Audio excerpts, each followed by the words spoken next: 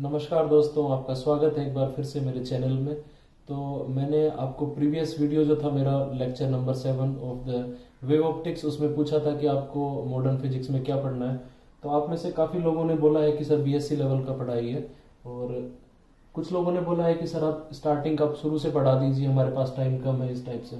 ठीक है, तो मैंने एनालिसिस किया पूरा। देखिए कि मैं आपको काफ़ी चीज़ें पढ़ा दूंगा, लेकिन जो कुछ बेसिक चीजें हैं जो एनसीईआरटी लेवल की है, जो आपने बहुत ही केमिस्ट्री में पढ़ी थी, जो एटॉमिक स्ट्रक्चर वगैरह, तो वो सब आप खुद से पढ़ सकते हैं। देखो, जो आपको खुद से पढ़नी है वो मैं बता देता हूँ आपको। मॉडर्न फिजिक्स के देखिए बेसिकली 3 पार्ट्स हैं: atomic physics, photo electric effect and matter waves, उसके बाद आता है न्यूक्लियर फिजिक्स। ठीक है, अब इन तीनों को हम कवर करने वाले हैं। ठीक है, जिनमें से आपको ये एटॉमिक फिजिक्स है, एटॉमिक मॉडल जैसे कि आपके डाल्टन मॉडल, इस टाइप से जो भी थे, वो आप आराम से एनसीईआरटी में पढ़ लोगे, उससे ज्यादा सवाल आने के चांसेस भी नहीं है एटीसी के एग्जाम में। ठीक है, लेकिन आपने एओ का भी फॉर्म भरा हुआ है, इसलिए मैं बोलता हूं कि आप इसको भी पढ़िए, ताकि आप एओ और एटीसी दोनों के लिए एलिजिबल रहेंगे, दोनों में आप फाइट कर सकते हैं। इनकेस एटीसी में आ गया तो, लेकिन आने के चांस बहुत कम है। इसके भी आने के चांस बहुत कम है एटीसी में इसके आने के चांस भी काफी कम है। ये आ सकता है। ठीक है, और इसमें आपको लाइन सीरीज है, बामर सीरीज हो गई, आपकी लाइमन सीरीज हो गई, तो हाइड्रोजन एटम के जो रेडिएशंस निकलते हैं वो आपको पढ़ने हैं, एनर्जी लेवल्स पढ़ने हैं, पॉलिंग एक्सक्लूजन प्रिंसिपल आपको पढ़ना है, इसके भी थोड़े बहुत चांसेस हैं आने के। डी ब्रोगली वेवलेंथ पे तो पिछली बार सवाल आए थे। ठीक है, बहुत ही सिंपल सवाल आए थे, जस्ट फॉर्मूला आपको यूज करना था, सीधे सीधे आंसर आ रहे थे।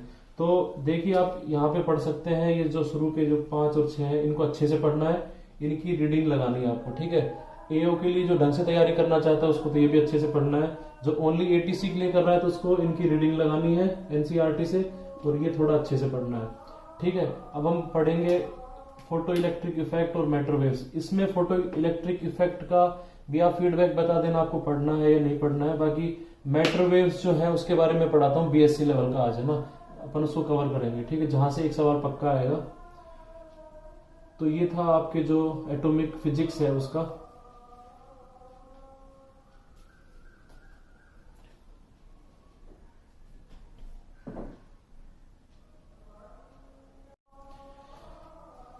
साथ ही साथ एक चीज और है कि इसके लिए देखिए, आप राजस्थान बोर्ड की जो बुक है उसका चैप्टर नंबर, पेन ढंग से नहीं चल रहा है,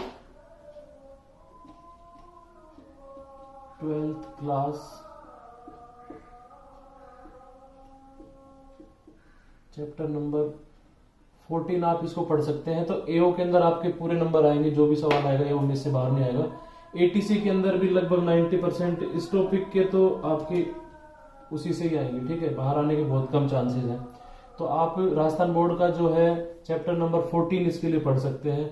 ठीक है, और जो एनसीईआरटी भी रेफर करना चाहते हैं, एनसीईआरटी भी, दोनों एक्चुअली इक्विवेलेंट बुक है, इसमें थोड़े एग्जांपल्स ज्यादा दिए हुए राजस्थान बोर्ड की बुक में। ठीक है, आरबीएससी। तो आपकी मर्जी है, आप जहां से पढ़ना चाहते हैं ना वहां से पढ़ सकते हैं, कोई प्रॉब्लम नहीं है। एनसीईआरटी पढ़ सकते हैं, इसके लिए देख लेना कौन सा चैप्टर एनसीईआरटी में। इसके लिए राजस्थान बोर्ड की जो बुक है आरबीएससी, उसके अंदर 13th लेक्चर है, और इसके लिए है आरबीएससी का 14th चैप्टर है, चैप्टर 12th क्लास का ये सारा ना।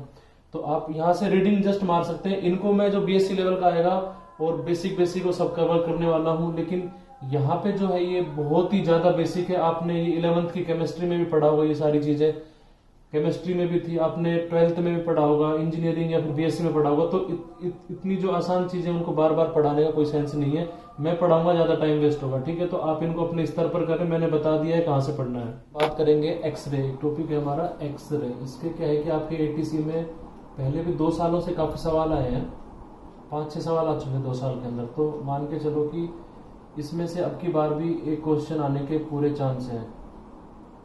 ठीक है, इस टॉपिक में से एक सवाल आने के चांसेस हैं आपके इस साल भी। ठीक है, तो ये टॉपिक पढ़ने से पहले देखिए हम कुछ बेसिक बातें कर लेते हैं ना। एक्सरे से नॉर्मली क्या है, पेपर में जब सवाल आता है तो लोग डर जाते हैं, एक्सरे पता नहीं क्या है इसके अंदर, तो गामा रे, बीटा रे, इनसे मेरे को तो एक्चुअली बहुत डर लगता है जब भी सवाल आता है। तो आपको पता नहीं लगता है, नहीं लगता, लेकिन ये एक्चुअली पढ़ने के बाद बहुत ही आसान है, इससे आसान कुछ हो नहीं सकता है। ठीक है, बिल्कुल, मतलब इसका सवाल गलत ही नहीं होगा आपको, यदि आ गया ना तो छोड़ना नहीं है इसको। ठीक है, तो एक्सरे का इससे पहले कुछ जान लेते हैं, क्योंकि हम स्टार्ट ही कर रहे हैं मॉडर्न फिजिक्स।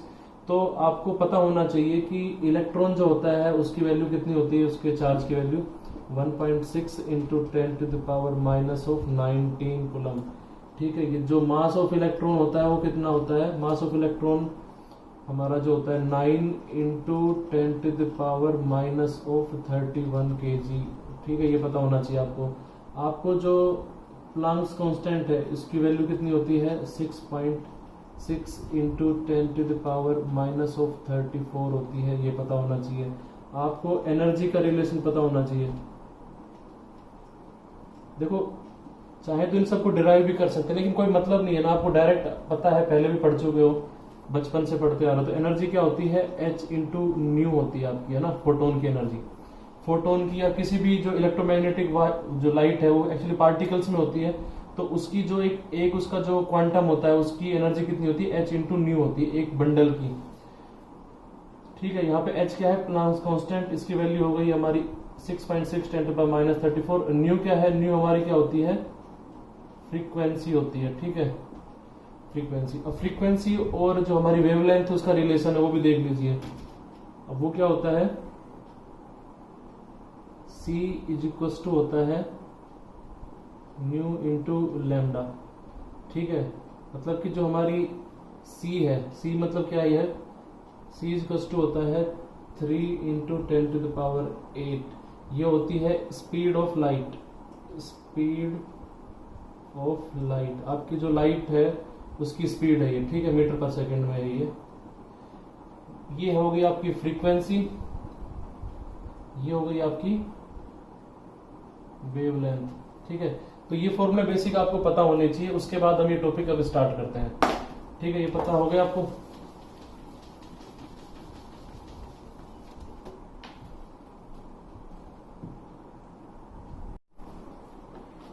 तो अब आगे बात करते हैं एक्सरे की।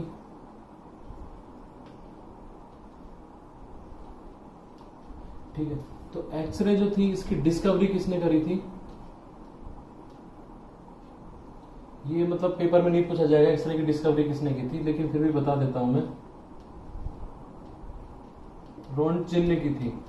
ठीक है, जो रोन्टजेन एक साइंटिस्ट थे उन्होंने डिस्कवरी की थी, लेकिन इसमें इंपॉर्टेंट चीज ये है कि जो इन्होंने जो फर्स्ट नोबेल प्राइज फिजिक्स का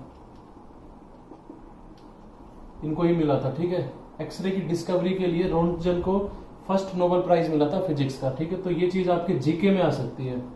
ठीक है, तो इसको आपको थोड़ा ध्यान रखना है।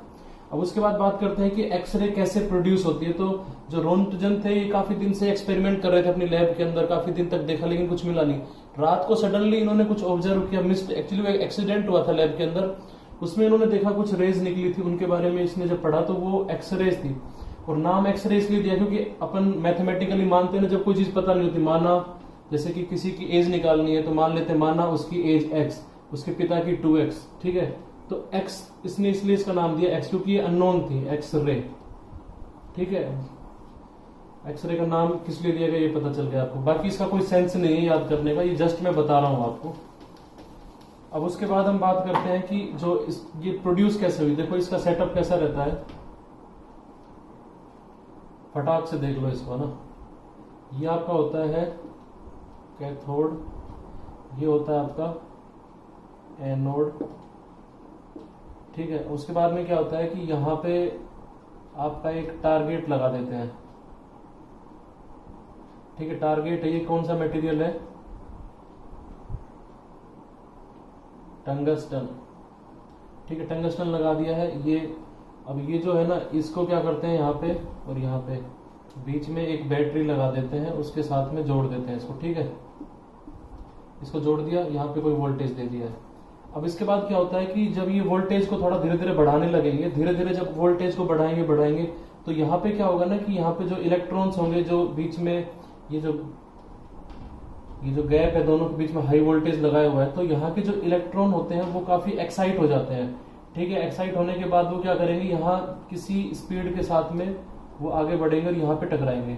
ठीक है, तो एक्सरे बनाना बहुत ही ज्यादा आसान होता है, तभी आप देख रहे हैं एक्सरे कितने साल पुराने मतलब उस पर चल रहा है अभी भी, है ना, कि आज से मतलब मान के चलो हम जब आजाद नहीं होते तो उस टाइम पे भी एक्सरे होता था, अभी भी एक्सरे हो रहा है, क्योंकि एक्सरे बनाना बहुत आसान है, टेक्नोलॉजी बहुत सिंपल है, बहुत पहले से यूज हो रही है।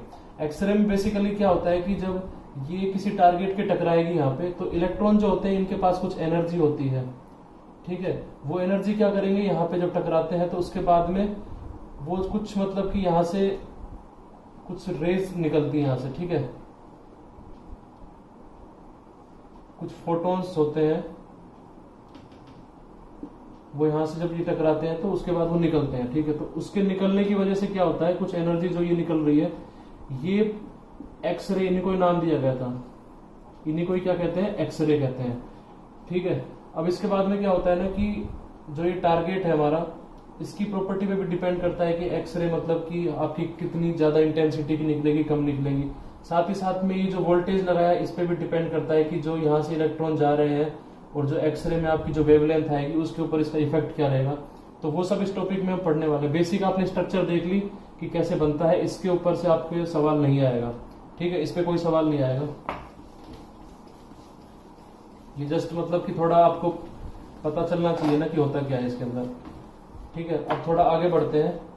अब एक चीज और जान लीजिए कि जब कोई एक्सरे निकलती है, जब यहाँ पे टारगेट से टकरा रही थी यहाँ पे ना, यहाँ से निकल के, और ये फिर एक्सरेज यहाँ पे निकल रही थी, तो इसमें बेसिकली होता क्या है कि जब ये यहाँ पे टकराती है तो जो एनर्जी होती है उस एनर्जी का 1% ही जो भाग है वो एक्सरे प्रोड्यूस करता है, ठीक है। What ever the energy is taking over by this electron and this will hit to this surface, then the X-rays are emitted that are having only 1% of energy and the rest 99% energy is dissipated in heat, ठीक है। जो बाकी सारी energy है वो यहाँ पे metal जो लगी है ये पूरी गर्म हो जाएगी एकदम से, लेकिन जो 1% एनर्जी है वही काम आती है हमारी एक्सरे जनरेट करने के अंदर। इसीलिए मतलब क्या होता है कि एक्सरे को जनरेट करना बहुत ही मतलब कि ऐसा मटेरियल चाहिए कि जो हीट को काफी कैपेसिटी के साथ वो कर सके, झेल सके उसको।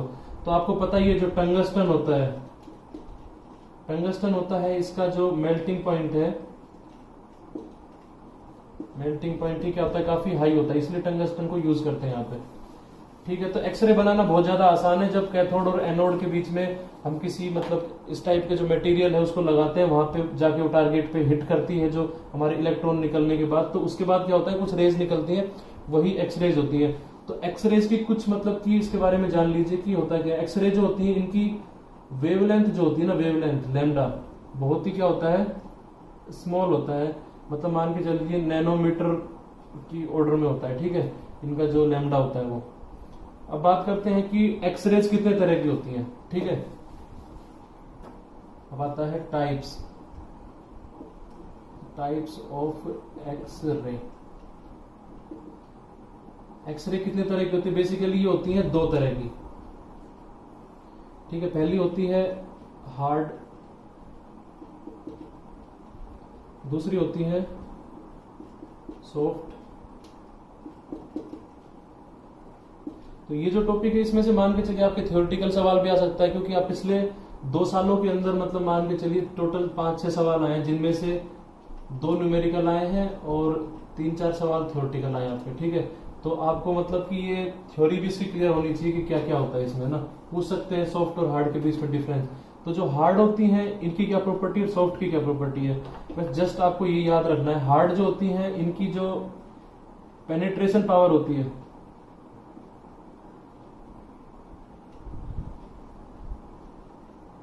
वो क्या होती है, ज्यादा होती है, ठीक है। इनकी क्या होती है, मैं पीपी लिख देता हूं, पेनिट्रेशन पावर, पीपी शॉर्ट में। तो इनकी पेनिट्रेशन पावर कैसी होती है, थोड़ी कम होती है, ठीक है। इसकी जो एनर्जी होती है वो क्या होती है, ज्यादा होती है। मतलब इन दोनों को कंपेयर कर रहा हूं ना। जब एक्सरे की एनर्जी ज्यादा होती है तो वो हार्ड वाली एक्सरे बनती है। यदि उसकी एनर्जी क्या है,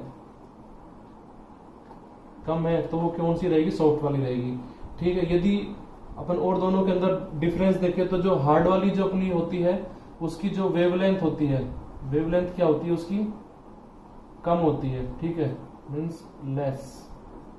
और इसकी जो वेवलेंथ होती है, वैसे तो दोनों की नैनोमीटर में रहती है, लेकिन दोनों को आपस में कंपेयर करते हैं तो इसकी जो होती है थोड़ी सी ज्यादा होती है इसके कंपेयर में, ठीक है। तो हार्ड के लिए आपको स्टेटमेंट दे देंगे कि X-ray which are having penetration power less are hard X-ray, तो वो गलत हो जाएगा। ठीक है, इस तरह के इसमें आ सकता है। तो ये क्लियर हुआ। उसके बाद आते हैं कि एक्सरेज की और कौन कौन सी प्रॉपर्टीज होती हैं। ठीक है,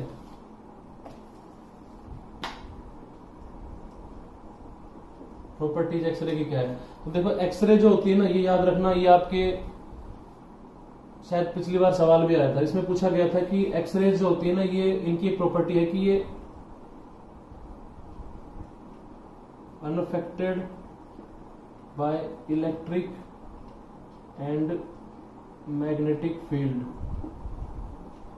ठीक है, जो एक्सरेज होती हैं ये मतलब कि आपके इलेक्ट्रिक फील्ड में आप रख दो इनको, चाहे जब किसी इलेक्ट्रिक फील्ड मान लो यहाँ पे है, इसके अंदर से एक्सरेज निकलेंगी तो इनके ऊपर कोई फर्क नहीं पड़ता है। ठीक है, ये इलेक्ट्रिक फील्ड है, यहाँ से एक्सरेज जाएंगी तो इन पे कोई फर्क नहीं पड़ेगा। इसी तरह से यदि इसकी जगह मैग्नेटिक फील्ड होता तब भी इन पे कोई फर्क नहीं पड़ता है।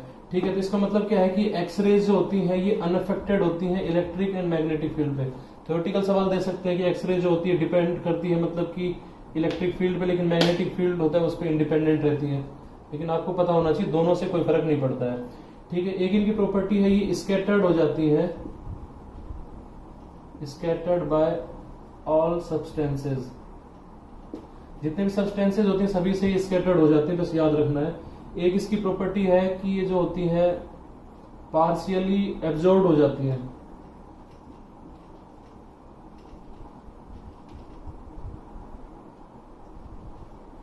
ठीक है, इनकी प्रॉपर्टी है कि ये मेटल्स जो होती है ना,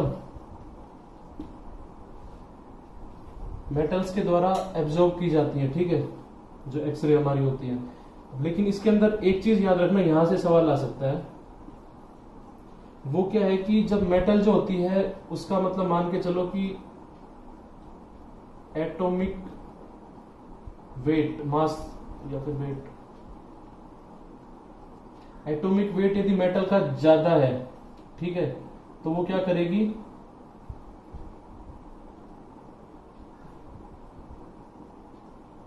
एब्जॉर्प्शन क्या करेगी, ज्यादा करेगी। ठीक है, मतलब कि कोई मेटल है जिसपे मतलब एक्सरे जा रही है। ठीक है, मान के चलिए कि जैसे कि मैं एग्जांपल से समझाता हूं कि ये एक मेटल ये है और एक मेटल ये है। ठीक है, इसका एटॉमिक वेट जो है मान के चलिए कि मैं इसे दे देता हूं 50 है, इसका कितना है 70 है। तो एक्सरेज यहाँ पे जा रही है और एक्सरेज यहाँ पे भी जा रही है। ठीक है, उसके बाद जब निकलेंगे तो यहां से क्या होगा कि यदि एटॉमिक वेट ज्यादा है तो मतलब ज्यादा एब्जॉर्ब करेगी, तो यहां से मतलब मान के चलिए कि ये 5% ही निकल पाएगी जो आई है, और यहां से क्या होगा कि ये लगभग 20% के आसपास निकल जाएगी। मतलब कि इसने ये सारी है ना जो एब्जॉर्ब कर ली अपने अंदर 95%, लेकिन इसकी एब्जॉर्प्शन कैपेसिटी इसके कंपेयर में कम है। मतलब कि एटॉमिक वेट यदि ज्यादा है, एब्जॉर्प्शन पावर जो होगी मेटल की वो ज्यादा होगी एक्सरेज को अपने अंदर समाहित करने के लिए। तो आपको ये पता होना चाहिए। ठीक है, तो अभी हम पढ़ते हैं कि डिफ्रैक्शन ऑफ एक्सरेज। जैसे हमारी नॉर्मल रेज होती है वो डिफ्रैक्ट होती हैं, उसी तरह से एक्सरेज भी डिफ्रैक्ट होती हैं। तो एक्सरेज किस तरह से डिफ्रैक्ट होती है और क्या क्या मतलब उसके लिए कंडीशंस है वो देखिए, और कौन उनको डिफ्रैक्ट कर सकता है। तो एक्सरे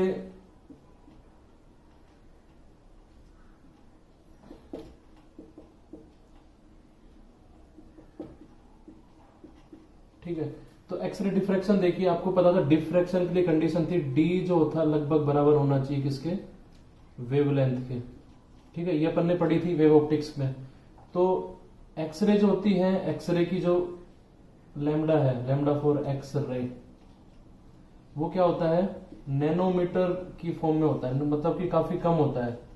ठीक है, तो हमें उसके लिए जो स्लिट चाहिए,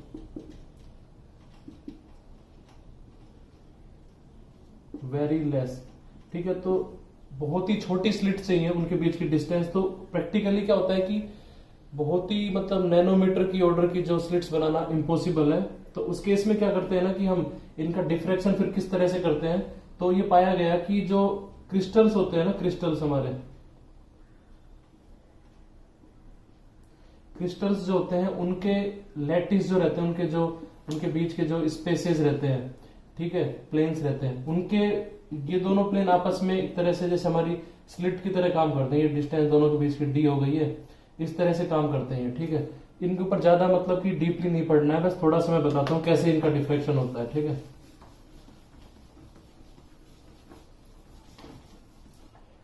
तो तो आप ऐसे देखिए कि ये मान के चलिए कोई क्रिस्टल है आपका NaCl का क्रिस्टल या फिर आपका KCl पोटेशियम क्लोराइड का क्रिस्टल है, ठीक है। इसके ये प्लेन्स हैं, एक प्लेन है, ये दूसरा प्लेन है, ऐसे दुनिया भर के प्लेन होंगे, मैं आपको दिखा रहा हूं जस्ट, ठीक है। अब इसमें क्या होता है कि ये मान लीजिए आपकी जो एक्सरे है इधर से इंसिडेंट हो रही है, ठीक है, इधर से आई है, ठीक है, ये एक्सरेज आ रही है, किस एंगल पे आ रही है, ये एंगल थीटा है, यहाँ पे एंगल क्या होगा, थीटा होगा। उसके बाद ये क्या होगी, यहाँ पे आने के बाद पता है डिफ्लेक्शन में क्या होता है कि कोई भी रे आती है तो जो कॉर्नर्स होते हैं उनके ऊपर वो बैंड हो जाती है, वही तो डिफ्लेक्शन होता है। तो यहाँ पे आएगी कुछ मुड़ के ऐसे चली जाएगी, ठीक है। ये जो होगी ट्रांसमिट होगी अंदर की तरफ, उसके बाद में ये भी मतलब कि डिफ्रैक्ट होकर इस वाले जो इसका प्लेन है यहाँ से ये इस तरह से कुछ चली जाएगी। तो मैं यहाँ पे एक परपेंडिकुलर ड्रॉ कर देता हूं, ये मान के चलिए ये डिस्टेंस कितनी होती है अपनी d, ये स्लिट्स की तरह ही काम कर रही है दोनों जो प्लेन्स हैं इस क्रिस्टल की, ये आपका पूरा क्रिस्टल है। एक परपेंडिकुलर यहाँ ड्रॉ करते हैं, ठीक है, ये ड्रॉ कर दिया। अब इसके बाद में ये एंगल जो है आपका ये भी क्या है, थीटा, इधर भी ड्रॉ कर दिया है। तो ये जो ये यहां से यहां तक की जो डिस्टेंस है वो है d, तो ये जो डिस्टेंस होगी ना हमारी ये कितनी हो जाएगी, d sine theta, simple trigonometry. ऐसे ये वाली जो डिस्टेंस होगी ये कितनी हो जाएगी, d साइन थीटा, ठीक है। अब बात करते हैं कि ये वाली जो हमारी रे थी ये सीधी निकल गई, ये वाली थी, इसको एक्स्ट्रा कितना चलना पड़ा है, ये डिस्टेंस प्लस ये डिस्टेंस, जो एक्स्ट्रा चलना पड़ता है हमें उसी को क्या बोलते हैं, पाथ डिफरेंस। पाथ डिफरेंस कितना हो जाएगा, delta is equal to 2d sine theta, ठीक है। साइन थीटा इसका, साइन थीटा इसका, so that will be finally 2d sine theta. अब यदि जो दोनों ये निकल रही है इनका इंटरफेरेंस होता है, ठीक है, और उसके बाद वो कौन सा होता है, मान के चलिए कंस्ट्रक्टिव, कंस्ट्रक्टिव मतलब मैक्सिमा वाली कंडीशन बनती है, मैक्सिमा इंटरफेरेंस होता है, ठीक है। उस केस में क्या होगा, आपको पता है कि पाथ डिफरेंस कितना होता है, n लैम्डा के बराबर। If the interference is constructive then your path difference will be equals to n lambda, n is equals to 1 2 3 4 5 like that. तो यहाँ पे एक चीज आपको याद रखनी है, इन दोनों को कंपेयर करोगे तो क्या लिख सकते हो, 2d sine theta is equals to क्या हो जाएगा आपका n लैम्डा, ठीक है। ये फॉर्मूला एकदम याद रख लो, इस पे न्यूमेरिकल आ सकता है आपके एग्जाम में, ठीक है। और ये जो होता है ना, ये जो फॉर्मूला दिया ये किसने दिया था, ब्रैग्स ने दिया था, तो इसको बोलते हैं ब्रैग्स लॉ, ठीक है। तो ब्रैग्स लॉ आपने क्या पढ़ा, 2d साइन थीटा, मतलब कि जो आपका जो path difference is equal to n lambda constructive होना चाहिए। और ये आपका फिगर बना दिया मैंने पूरा, इसको ज्यादा याद करने की जरूरत नहीं, ये फॉर्मूला याद रखना, इस पे न्यूमेरिकल कैसा है वो मैं आपको बता दूंगा, ठीक है। तो ये हो गया एक्सरे का डिफ्रैक्शन कैसे होता है वो। अब हम देखते हैं एक्सरे का जो स्पेक्ट्रम होता है वो देखते हैं, ठीक है।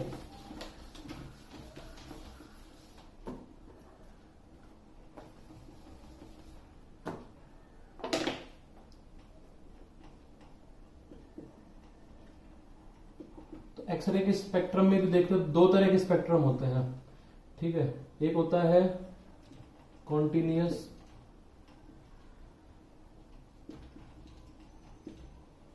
दूसरा होता है characteristic.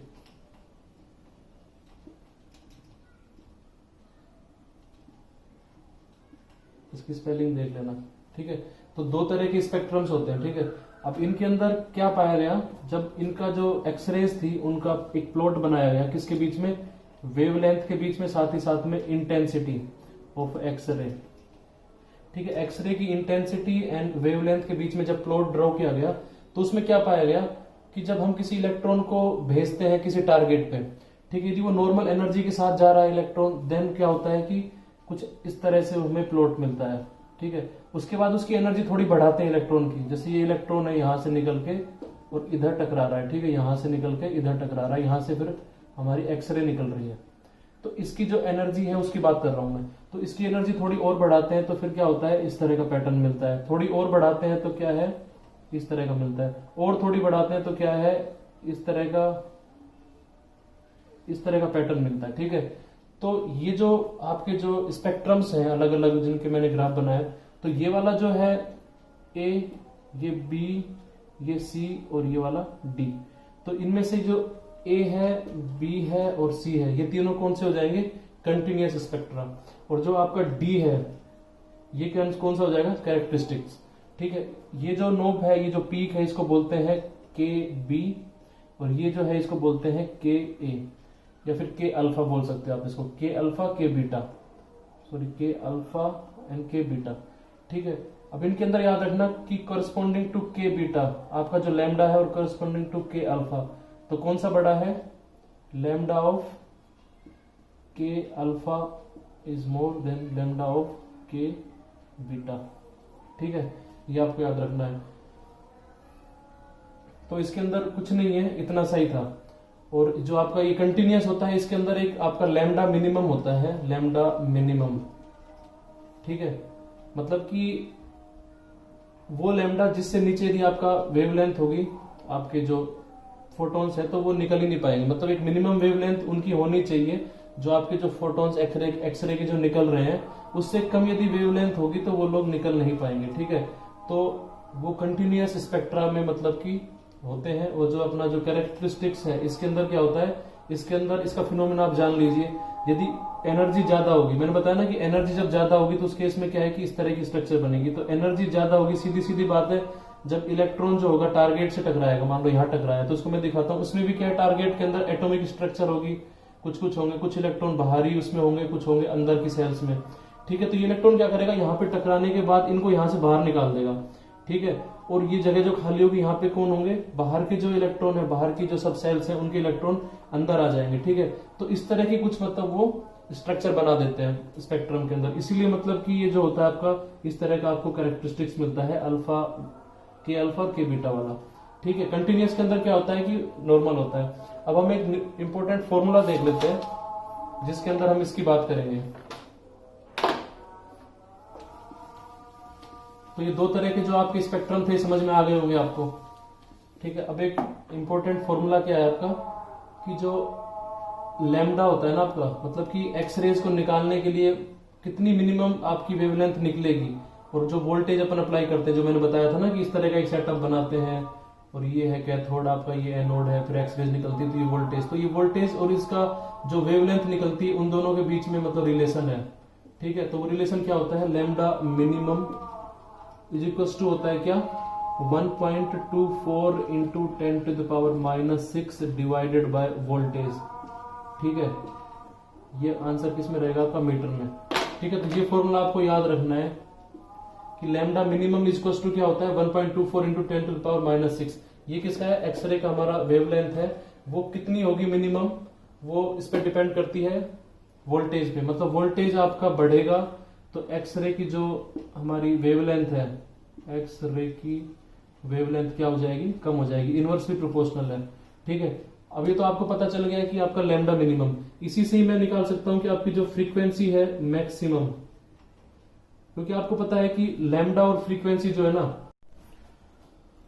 So now will see next the Moseley's law. Moseley law में देखो, मोजले जो साइंटिस्ट थे, उन्होंने क्या बताया कि जो एक्सरेज हमारी जो निकल रही है, ठीक है, उनकी फ्रीक्वेंसी एंड जो टारगेट है हमारा, उसका जो एटॉमिक नंबर है, जेड होता है ना, जो एटॉमिक नंबर है, उन दोनों के बीच में रिलेशन बताया इन्होंने। तो इन्होंने क्या बताया, अंडर रूट ऑफ न्यू, मतलब जो फ्रीक्वेंसी है, इज इक्वल टू होता है के इंटू जेड माइनस दिस। ठीक है, तो इन्होंने क्या बताया, ये रिलेशन बताया। ठीक है, तो ये फॉर्मूला आपको याद रखना है, ओनली फॉर्मूला, इस पे न्यूमेरिकल्स नहीं आएंगे, लेकिन फिर भी आपको ये रिलेशन पता होना चाहिए। और इसका सिग्निफिकेंस क्या है, इसे कहना क्या चाह रहा है कि जो आपकी जो फ्रीक्वेंसी होती है एक्सरेज की, वो डिपेंड करती है आपका एटॉमिक नंबर कैसा है। एटॉमिक नंबर यदि आपका देखो ज्यादा होगा तो आपकी जो फ्रीक्वेंसी निकलेगी वो भी क्या होगी, ज्यादा होगी। एटॉमिक नंबर यदि कम है तो फ्रीक्वेंसी क्या हो जाएगी, कम हो जाएगी। आपको कंपेयर करा सकते हैं, दो चार एटॉमिक नंबर देखे किसकी फ्रीक्वेंसी ज्यादा होगी एक्सरे की, किसकी कम होगी, तो आपको वो सवाल बहुत ही सिंपल है, देखते ही आपको टिक मारना है। ठीक है, तो ये आपका रिलेशन हो गया है कि जो आपकी जो फ्रीक्वेंसी होती है डिपेंड करती है एटॉमिक नंबर के ऊपर। आपको पेपर में दिया जा सकता है कि जो एक्सरेज होती हैं उसकी फ्रीक्वेंसी डिपेंड करती है, ऑप्शन में दे देंगे, पहला तो एटॉमिक नंबर जेड, दूसरा दे देंगे आपको एटॉमिक वेट।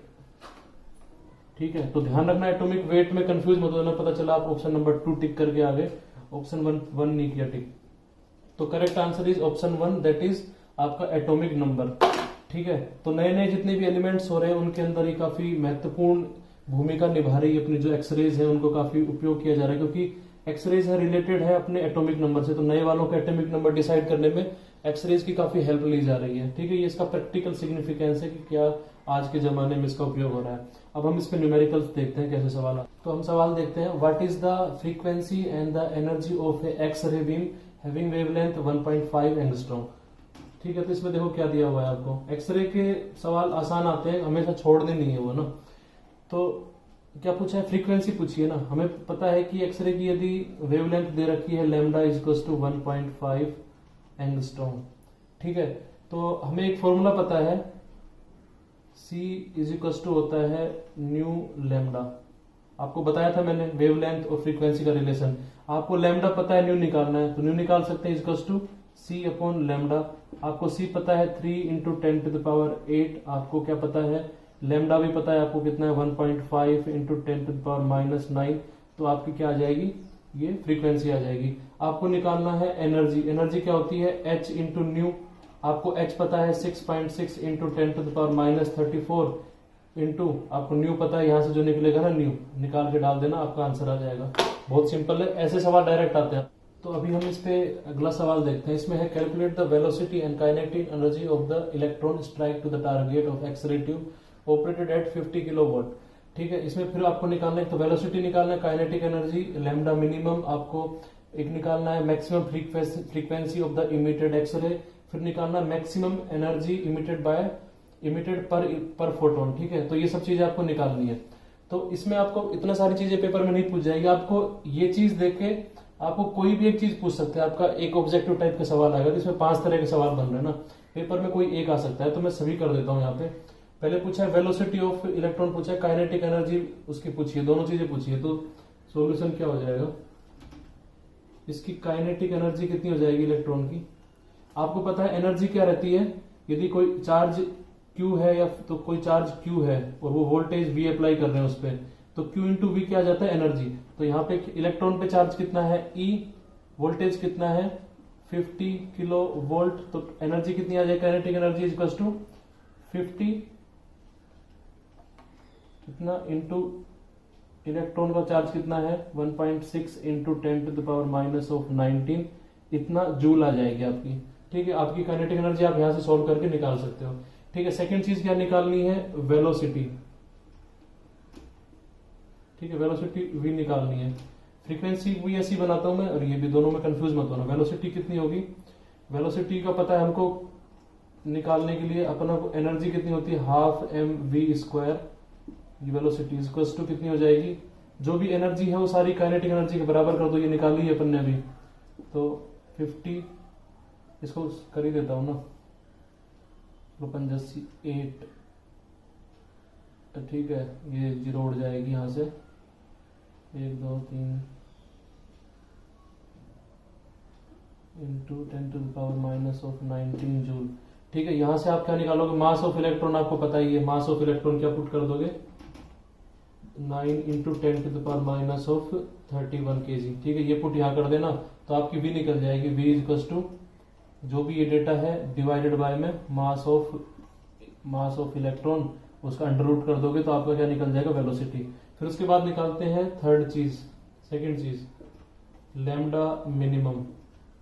लैम्डा मिनिमम क्या होगा 1.24 into 10 to the power -6 divided by में वोल्टेज। ठीक है, आपको वोल्टेज पता है 50 केवी, तो यहाँ पे 50 केवी रखोगे तो आपका आंसर आ जाएगा। अगली चीज आपकी पूछी है फ्रीक्वेंसी मैक्सिमम। फ्रीक्वेंसी मैक्सिमम कैसे निकालते हैं, एफ मैक्स। आपको पता है C बाय लैम्डा मिनिमम, आप करोगे C बाय लैम्डा मिनिमम तो फ्रीक्वेंसी आ जाएगी। मैंने एक रिलेशन बताया था C equal to f lambda. ठीक है, तो वहां से आप क्या निकाल सकते हो, फ्रीक्वेंसी। अब आता है maximum energy emitted per photon, last वाला। एक फोटोन की एनर्जी कितनी होती है, h इंटू न्यू। मैक्सिमम पूछा है तो फ्रीक्वेंसी क्या हो जाएगी, मैक्सिमम। ठीक है। h पता है आपको 6.6 इंटू 10⁻⁻34 इंटू वी मैक्स यहाँ से निकली जाएगी, सॉरी आपकी फ्रीक्वेंसी मैक्सिमम, तो यहाँ पे न्यू मैक्स रख देना, आपका आंसर आ जाएगा। फटाफट ये सवाल देख लेते हैं। The smallest angle of the Bragg's scattering in KCl crystal is 30 degree for the 0.30 nanometre X-ray, मतलब एक्सरे की वेवलेंथ दी हुई है। Find the distance between the atomic planes of the KCl। ठीक है, ये ब्रैग्स लॉ का एप्लीकेशन हो गया आपका, इस पे इस तरह के न्यूमेरिकल आ सकते हैं। तो इसका आंसर क्या हो जाएगा, आपको दिया हुआ है lambda is equal to X-ray का लैम्डा कितना है, एक्सरे कितना है 0.3 इंटू 10⁻⁻9 मीटर। ठीक है, आपको दिया हुआ है थीटा कितना है 30 डिग्री। आपको ब्रैग्स लॉ से पता था 2d sine theta is equal to क्या हो जाएगा n लैम्डा। पेपर में सवाल करो तो हमेशा n बराबर 1 मान लेना, बुक में भी ऐसा ही माना हुआ है।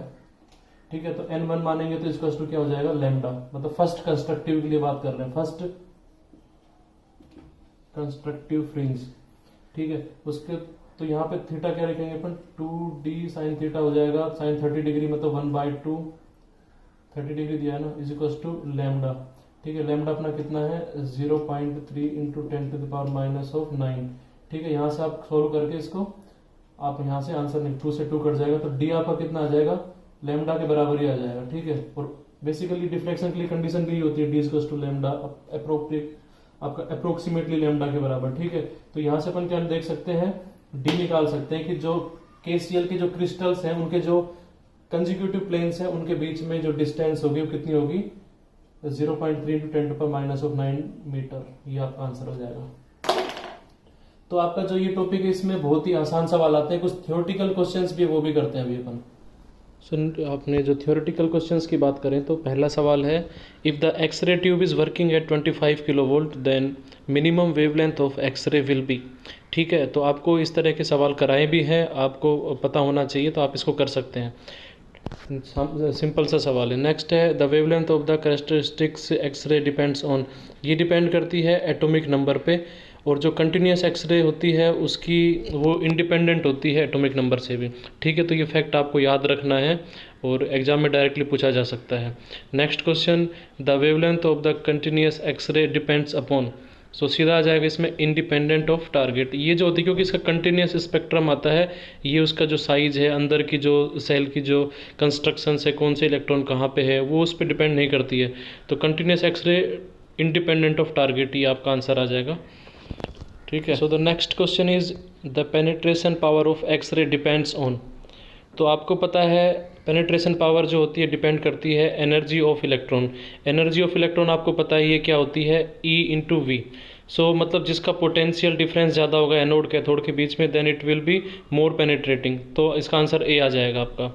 ठीक है, तो अभी बात करते हैं हम नेक्स्ट सवाल की। नेक्स्ट सवाल में देखो, एक्सरे आर डिफ्रैक्टेड बाय, आपको पता है किससे हो सकती है एक्सरे डिफ्रैक्ट, इसका आंसर डी आ जाएगा कि जो हमारे क्रिस्टल्स होते हैं उनके जो प्लेन्स होते हैं उनसे एक्सरे जो होती है डिफ्रैक्ट होती है। ठीक है, नेक्स्ट है, the structure of different crystals can be studied by, सीधा सीधा भी पढ़ाया था ब्रैग्स स्पेक्ट्रोमीटर से, तो ब्रैग्स लो था तो सीधा सीधा वही आंसर हो जाएगा।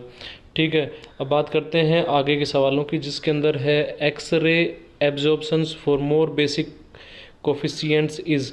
तो ये मैंने आपको पढ़ाया नहीं है, इसके अंदर आप याद रखिए जो मास एब्जॉर्प्शन कोफिशिएंट होता है वो ज़्यादा मतलब कि एफिशिएंट होता है, ज़्यादा बेसिक होता है। सीधा सवाल याद रखना है इसके अंदर। ठीक है, next question, the X-ray can be diffracted by crystals because, क्यों होती है diffraction, the crystals plane spacing जो होती है कंपेरेटेबल होती है वो एक्सरे की वेवलेंथ का। आपको पता है for diffraction the condition is d is equals to lambda, तो पहला ऑप्शन इसका करेक्ट हो जाएगा, ऑप्शन ए। तो ठीक है, आज का ये लेक्चर ख़त्म हो गया है, एक्सरे मैंने पढ़ाया है आपको। आगे यदि कुछ इसमें प्रॉब्लम है तो आप पूछ सकते हैं। इस तरह से हम आगे बढ़ेंगे अब मॉडर्न फिजिक्स में, बहुत इंपॉर्टेंट था, इसको ढंग से पढ़ लेना, सवाल आएगा। धन्यवाद।